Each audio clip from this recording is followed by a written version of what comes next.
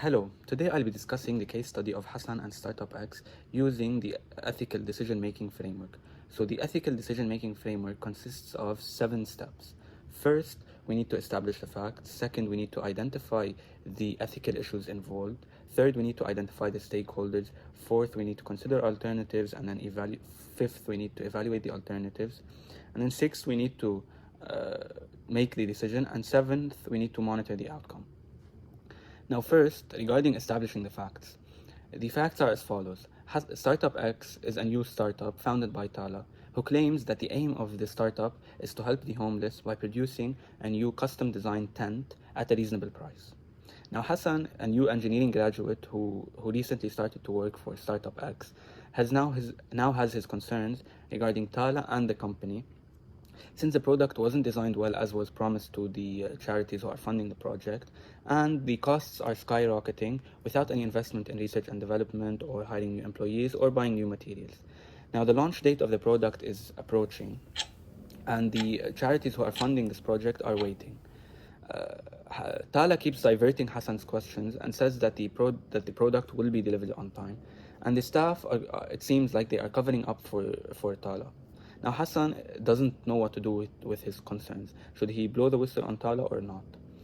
Now, second, we need to identify the ethical issues involved. The first ethical issue is unethical accounting, since the costs are skyrocketing without it being clear where they are where the costs are.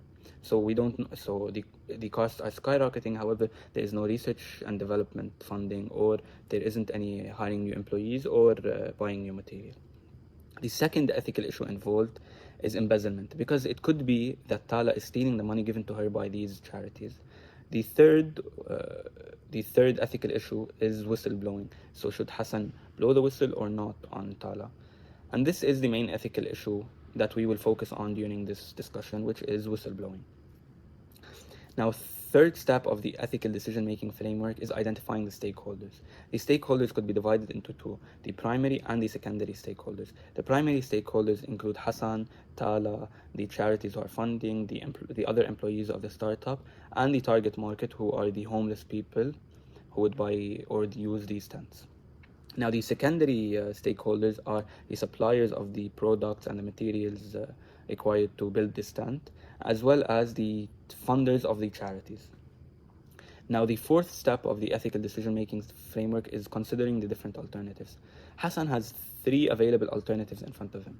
It could be that he confronts Tala. However, since he confronted her before with no result, he would have to threaten her that he would they blow the whistle on Tala if she doesn't comply or address his concerns. The second alternative he has is blowing the whistle directly by speaking to the charities who are funding. And the third alternative is that he could stay silent. Now, the fifth step is evaluating these alternatives. Now, we will evaluate these alternatives based on the thoughts and beliefs of Aristotle, Immanuel Kant, and John Stuart Mill. Now, regarding alternative A, which is confronting Tala with a threat, Aristotle would think that Hassan is a virtuous person by doing this. This agrees with the doctrine of the mean. It is not an extreme behavior. So this is a good behavior according to Aristotle. As for Kant, who believes that there are morally permissible and morally impermissible actions, a threat which could be considered as not respecting the dignity of each character or human being. So this could be considered morally impermissible by Immanuel Kant. As for John Stuart Mill, who focuses on achieving the greater good, maximizing the benefit while minimizing the harm, and focuses on happiness and the consequences of actions. So the consequences of this alternative is that Tala would likely be forced to comply with Hassan's requests and concerns. So the consequences are good, so therefore it is a good action or good behavior, and John Stuart Mill would approve of this. As for the second alternative, which is blowing the whistle, now all 3, Aristotle, Kant, and Mill, would believe that this is the right thing to do. Aristotle would consider this a virtuous act. As for Immanuel Kant, he would consider this morally permissible. It is something correct and right to do, regardless of the consequences. And as for Mill, who believes that the consequences decide if this is okay or not, it is likely that the consequences are good, so therefore he would accept of this and approve of this behavior.